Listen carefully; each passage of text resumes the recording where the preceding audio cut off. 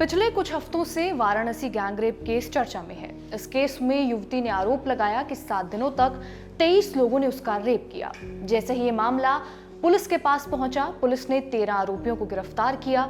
मामला इतना संगीन कि वाराणसी एयरपोर्ट पहुंचते ही पीएम मोदी ने इस गैंगरेप मामले में अधिकारियों से सवाल जवाब किए। लेकिन वाराणसी में हुए कथित गैंगरेप केस में एक ट्विस्ट आया। आरोपियों के परिजनों ने युवती के कुछ वीडियोस और इंस्टाग्राम चैट्स पुलिस के सामने पेश किए। इन वीडियोस में युवती आरोपियों के साथ घूमती फिरती नजर आ रही है और इन वीडियोस के कारण अब युवती पर सवाल उठने लगे हैं। क्या है इन चैट्स और वीडियोस में जिसने इस केस को और ज्यादा उलझा दिया है, और पुलिस ने इस मामले में अब तक क्या क्या एक्शन लिया है, जानेंगे इसी वीडियो में। नमस्कार, मेरा नाम है रिया शर्मा और आप देख रहे हैं खबर गांव। पुलिस के मुताबिक इस घटना की शुरुआत 29 मार्च 2025 को हुई।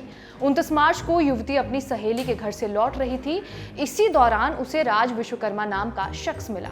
राज विश्वकर्मा युवती को लंका के कैफे में ले गया। पीड़िता की मां के मुताबिक शख्स ने पूरी रात उसका रेप किया। अगले ही दिन 30 मार्च को समीर नाम का लड़का अपने दोस्त के साथ युवती को बाइक पर बैठा ले गया और रास्ते में उसका रेप किया। फिर 31 मार्च को आयुष नाम का शख्स अपने 5 दोस्त सोहेल, दानिश, अनमोल, साजिद और जाहिर के साथ युवती को कॉन्टिनेंटल कैफे ले गया। वहां नशा कराकर सभी ने बारी बारी से युवती का रेप किया। इसके बाद अलग अलग दिन साजिद, इमरान, जैब, अमन, राज, खान, दानिश, सोहेल, शोएब और बाकी आरोपियों ने युवती को होटल, कैफे, गोदाम, छत, कमरे और सुनसान जगहों पर ले जाकर गैंगरेप किया। ये सारी जानकारी पुलिस को दर्ज करवाई गई एफआईआर में लिखी हुई है। 4 अप्रैल को युवती किसी तरह अपने घर पहुंची। वो नशे की हालत में थी और बदहवास थी। 24 घंटे तक वो सामान्य स्थिति में नहीं थी। इसके बाद उसने अपने परिजनों को पूरी घटना बताई। युवती के ड्राइवर पिता ने बताया कि उनकी बेटी अब पुरुषों को देखकर चीख उठती है और मेंटल ट्रॉमा में है। 6 अप्रैल को युवती के पिता ने लालपुर पांडेपुर थाने में तहरीर दी। शुरुआत में पुलिस ने मामले को गंभीरता से नहीं लिया, लेकिन मीडिया और प्रशासनिक दबाव के बाद देर रात 23 आरोपियों के खिलाफ एफआईआर दर्ज की गई। इसमें 12 नामजद और 11 अज्ञात आरोपी शामिल थे। इसके बाद पुलिस ने केस की जांच शुरू की। 9 अप्रैल तक कुल 9 आरोपी गिरफ्तार किए गए। इन्हें 14 दिनों की न्यायिक हिरासत में भेजा गया। पुलिस की जांच में यह भी पता चला कि अनमोल गुप्ता, जो पहले फास्ट फूड का ठेला लगाता था, इस मामले का मास्टरमाइंड था। उसने अपने कैफे के जरिए एक सेक्स रैकेट चलाया जिसमें 15 लड़कों को एजेंट बनाया गया था। वो एजेंट लड़कियों को दोस्ती के जाल में फंसाकर ब्लैकमेल किया करता था। इसके बाद 11 अप्रैल को प्रधानमंत्री नरेंद्र मोदी ने अपने वाराणसी दौरे के दौरान इस मामले का संज्ञान लिया। उन्होंने एयरपोर्ट पर ही पुलिस कमिश्नर और जिलाधिकारी से मामले की पूरी जानकारी ली। पीएम के निर्देश के बाद पुलिस और प्रशासन ने मामले को प्राथमिकता दी। 12 अप्रैल को युवती की मेडिकल रिपोर्ट आई और तब यह पता चला कि उसे हेपेटाइटिस बी है। लंबे समय तक नशे के उपयोग और शारीरिक शोषण को इसका कारण बताया गया। युवती को बीएचयू के सर सुंदरलाल अस्पताल में भर्ती किया गया और इसी दौरान पुलिस ने युवती और आरोपियों के डीएनए सैंपल जांच के लिए भेजे ताकि अपराध की पुष्टि हो सके।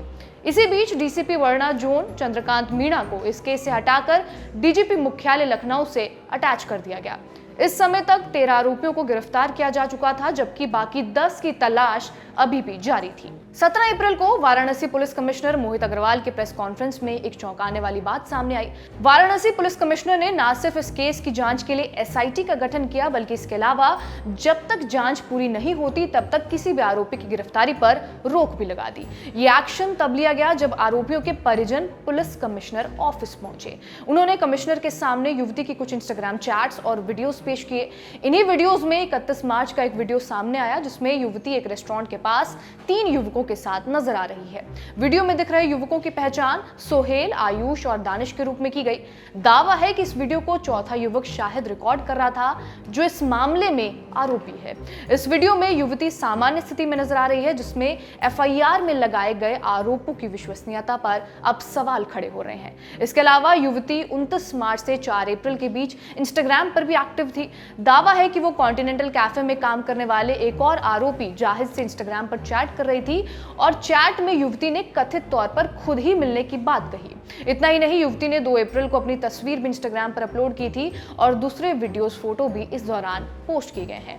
परिजनों ने यह भी आरोप लगाया है कि युवती घटना के दौरान लगभग 7 से 8 बार अकेली थी और चाहती तो अपने घर भी जा सकती थी, पुलिस की मदद ले सकती थी।